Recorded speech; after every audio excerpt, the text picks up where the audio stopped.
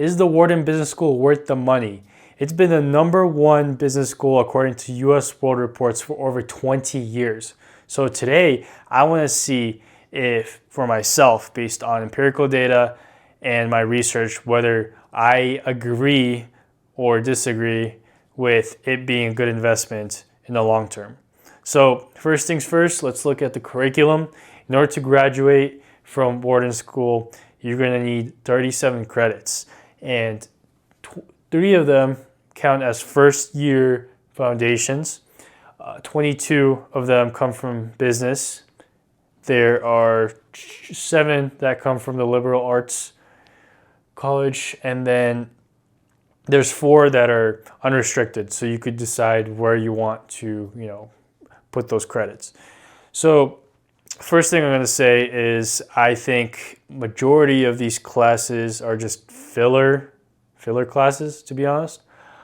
Just to give you an example, Calc 1 is a very complicated and advanced mathematics course, which I think most business majors are never going to use in their actual line of work. So that one is a bit, too crazy.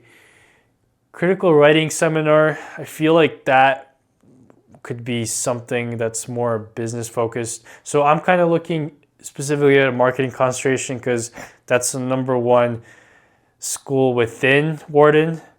And also I am a marketer myself, so that's just what piques my interest. But if I were a marketer, instead of a critical writing seminar, I would want to learn copywriting, right? Because that's the language of selling, right? So anyway, so these two out of 3, I think, are not worth it here. Then I disagree with this whole liberal arts curriculum because I don't see how any of this is ever going to apply to anything you do in business, specifically marketing as well, right? Like social science, cross-cultural perspectives, I don't even know what that means.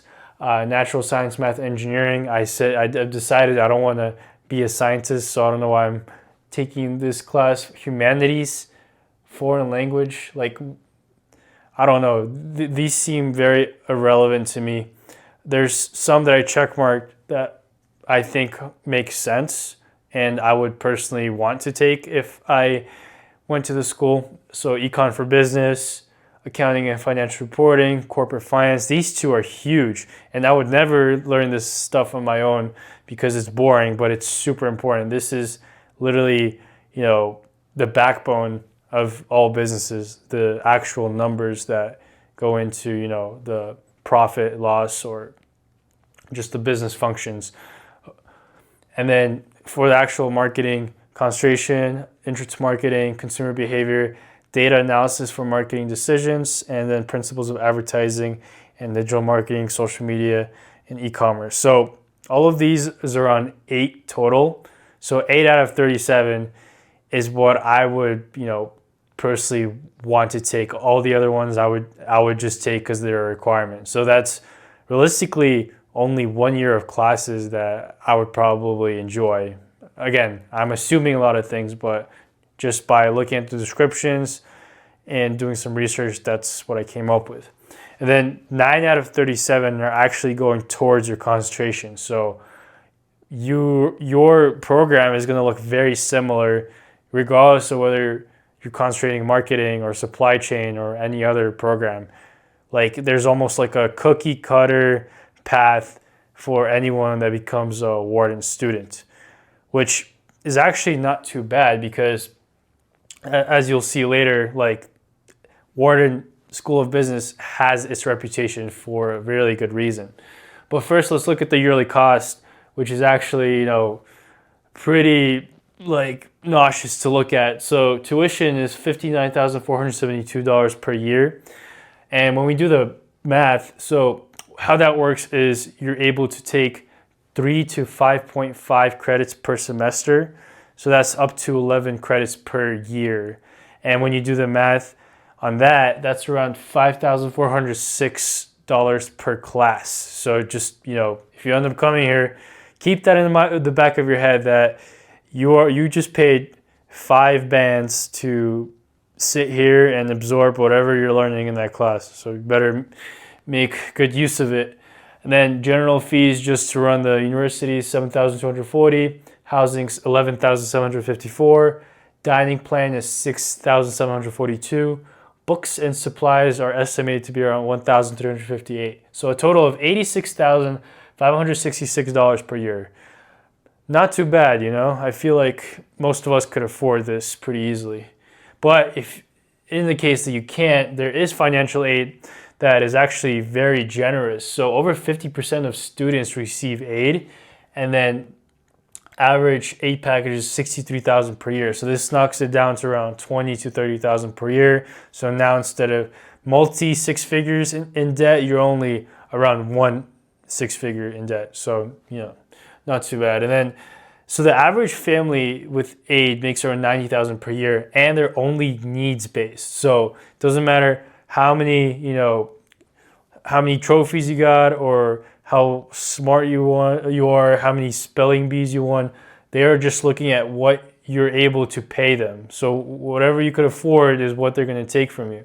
So if you're under $90,000 per year and you get into Wharton, you are going to get an insane ROI. But as soon as your family starts making over $100,000 per year, now it starts kind of leaning against you. And we're going to look at break-even scenarios in a second here, because I first want to go over the starting salaries that students see on average, and also the other Wharton benefits that I think are really the big money maker for anyone that ends up coming here. So first of all, on average, business majors make around $55,000 per year entry level. I think that's a bit optimistic. I think it's closer to probably $40,000 to $45,000. But either way, Wharton, a very kind of low estimate on what entry level business majors make is $90,000 per year. So they're coming out of school really close to six figures, and for business, that is very, very impressive. And then how do they get those high salaries? Well, that's kind of what the main Wharton benefits are, is you get access to an elite career pipeline. There are literally very deep rooted connections with some of the biggest Fortune 500 companies like McKinsey, Goldman Sachs, Google, P&G. They're literally going to be probably on campus, and you're going to be able to shake the hand of recruiters and managers that are, you know, responsible for the hiring, and get, you know, your foot in the door relatively easily compared to other universities. So there's 95% job placement. So, you know, I don't know the job placement of your average university at the top of my head, but I'm pretty sure it's not 95. That is a great number to see. And then Alumni Network has over 100,000 Wharton alumni globally. And there's probably a lot of famous, cool people that you might be just like, you know, 3 or 4 connections away from, which again, if you take advantage of that, that should help your career growth exponentially as well. And then that also helps you get warm interest for jobs, startups, and fundings. Then the social experience is obviously another big thing here. So what I find interesting is, regardless of whether you decide to go the corporate route, working for, you know, big tech companies, or if you go the startup route, working for small but like, you know, kind of scrappy companies, or if you want to like literally start your own startup, Wharton does have resources for everything. So you're going to be in a really good support network, as long as you're not just, you know, sitting in your dorm room and doing nothing all day and just taking class. If you go into the school and just do this and get, you know, a 4.0 GPA, and you just, you know, you're just a, you know, great student, and that's all you do, I think you really missed out. In fact, if I were to go to the school, this is the last thing I'm looking at. I'm going to be really trying to maximize my extracurriculars and really try to build my network and, like, you know, meet as many like-minded people and recruiters and and companies as I can, because this is what you're paying for. This is just like for show. It's like, oh yeah, here's the tangible things that you get when you pay $86,000 per year to us. But this is really worth like that amount to me, right? And then if we look at break-even scenarios, if your family makes $60,000 per year, you're paying almost $0 out of pocket. So the return that you get is instant. You could come in and do nothing all day and be that lazy bum that I talked about earlier, and you'll still, probably get a decent salary once you finish the program. But once your family starts making more, that's when it gets a bit tricky. So if you're at $120,000 per year, then your aid probably is going to fall down to $55,000 per year as well. So now you're paying, $30,000 per year, and you're coming out of school with around $120,000, $130,000 in debt. That's going to take you 4 to 5 years to break even on, because yes, you're going to be making $90,000 per year, but after taxes, now it's $65,000 per year. After your living expenses, you probably only have $20,000 to $25,000 per year to, pay down the loan, or just even like keep track of, how far away you are from getting your return on your education. And if your family makes, let's say $300,000 per year, then you're kind of screwed, to be honest, because you're going to pay this full sum. They're not giving you shit. And it's going to take you 10 plus years to break even. So yes, it's an option. And I guess if your parents are kind enough where they want to, just take that hit for you, that's great. But still, in the back of your mind, you got to know, you better be working your ass off. You might be well off, but here, if you want to make this really work for you and, be something that makes sense, in terms of just basic math, you're going to have to maximize your opportunities there. And then, so I guess the TLDR is Wharton School is worth it, and it is more worth it the poorer you are.